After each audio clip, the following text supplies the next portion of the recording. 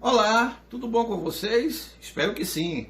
A nossa aula de hoje nós iremos focar em um tema que se chama invenção e som. Então eu procuro para vocês, eu faço a seguinte pergunta: quem foi o inventor do som? É uma resposta impossível de se saber, porque não se tem na história, não se tem nos relatos quem inventou o som. O que eu estou fazendo aqui agora, eu estou emitindo som para vocês. Todos os dias nós emitimos sons. Então, desde os tempos mais remotos, ou seja, desde a existência do homem, eu vou colocar bem antes da existência do homem, no tempo dos dinossauros, no tempo dos tiranossauros, Rex, aqueles filmes que a gente vê criaturas enormes, criaturas horrendas, em busca de capturar as pessoas para serem devoradas ou devorar outros animais. Então, a gente percebe que desde aquele tempo já existia sonoridade. Então, o som não foi inventado pelo homem. A natureza, ela emite som.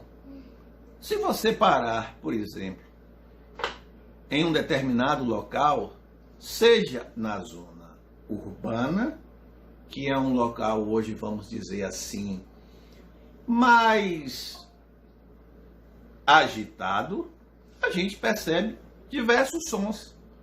A gente percebe sons de pessoas, muitas pessoas falando, a gente percebe o movimentar dos carros, das motos. Então aquilo ali tudo é sonoridade. Na zona rural, nos sítios, nas fazendas, locais que as pessoas buscam muitas vezes para se tranquilizar, para tranquilizar a alma, para tranquilizar o espírito, essas pessoas já não se deparam com esses sons que muitas vezes são irritantes, mas o som ainda prevalece nesses locais. Como assim? O vento, ao bailar nas árvores, produz sonoridade. Os animais produzem sonoridade. À noite, na quietude da noite, não existe aquele ausência de som completa. Você estando em um local, mesmo que esse local seja tranquilo, a não ser que você esteja fechado em uma câmara hermeticamente ali, num lugar hermeticamente fechado, que não entra nada, não é? Que tem um oxigênio para você respirar ali, que você não vai ouvir ruído algum. Mas na quietude da noite, nós ouvimos os grilos, nós ouvimos os pássaros de hábitos noturnos, nós ouvimos os latidos dos cachorros, bem lá distante. Então o som está presente desde a criação do mundo, não é? Pode ser uma criação evolucionista, pode ser uma criação que as pessoas acreditam que os primeiros habitantes do mundo foram Adão e Eva. Mas aqui não cabe a nós estarmos aqui defendendo e estarmos aqui tomando partido de nenhuma dessas alas que pregam. Nós não estamos aqui defendendo nenhuma dessas fontes de pensamento. Não cabe a nós, isso é uma coisa interior, apesar que a ciência tem a sua visão sobre as coisas, mas não cabe a mim aqui estar fazendo essa intervenção. Isso não é pertinente para a nossa aula de hoje. Então, como nós estamos falando de som, a gente vai falar de algo que é perfeitamente motivo tanto de riso quanto de choro, tanto de alegria quanto de tristeza, quando nós externamos aquilo através da nossa voz. A nossa voz é um instrumento belíssimo, que muitas vezes as pessoas a utilizam para coisas benéficas, mas outros utilizam a voz para coisas terríveis. A palavra tem poder, a voz tem poder, tanto para edificar, construir, como para destruir. Então, nós aqui, o principal instrumento sonoro que todo mundo utiliza todos os dias, desde quando levanta até o momento quando vai dormir, ou até mesmo nos nossos sonhos, até mesmo nos nossos pesadelos, nós expressamos a nossa sonoridade. A nossa voz flui naquele momento.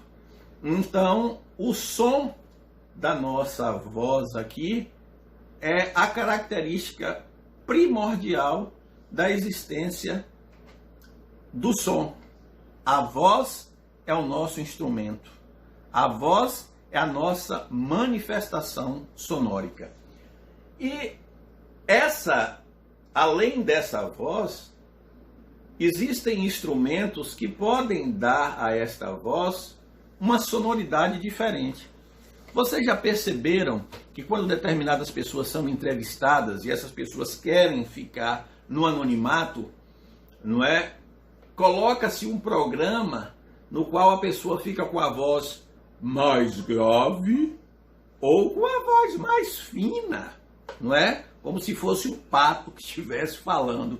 Aquilo ali é justamente a mudança de sonoridade para a pessoa preservar a sua identidade.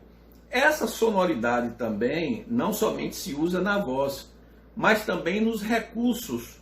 Por exemplo, hoje um celular também, mas vamos dar o exemplo aqui de um teclado.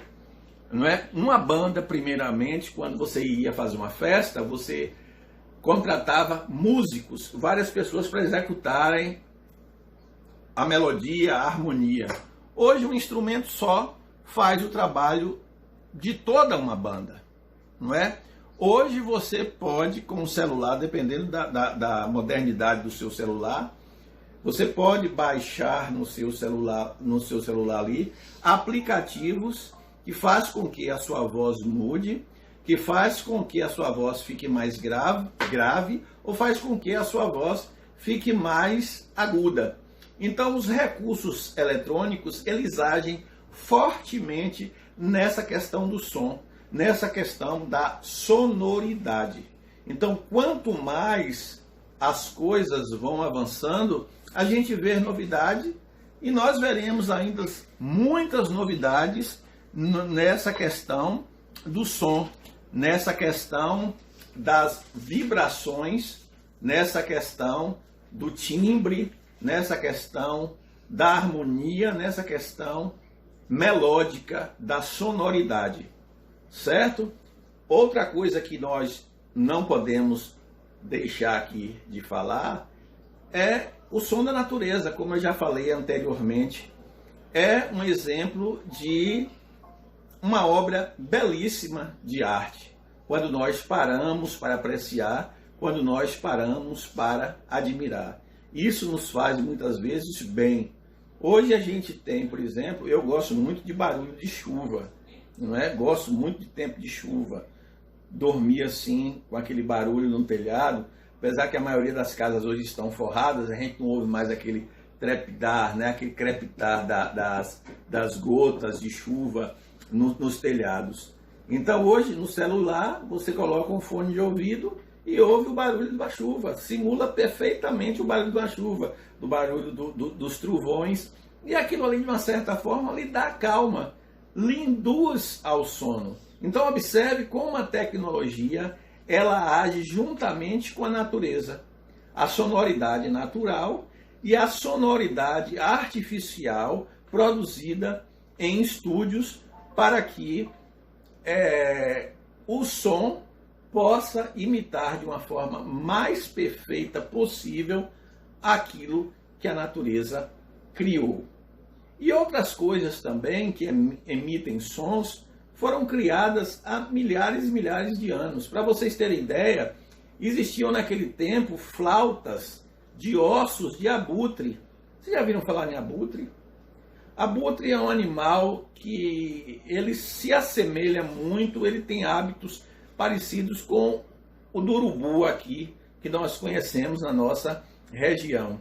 É um animal que gosta muito de se alimentar de coisas tanto frescas como coisas que estão em decomposição, mas é um animal que tem um porte maior, não é? Que tem um porte maior e não é um animal que a gente vê. Creio que aqui no Brasil nós não temos abutres. Desculpe se eu estiver falhando aqui com vocês, viu?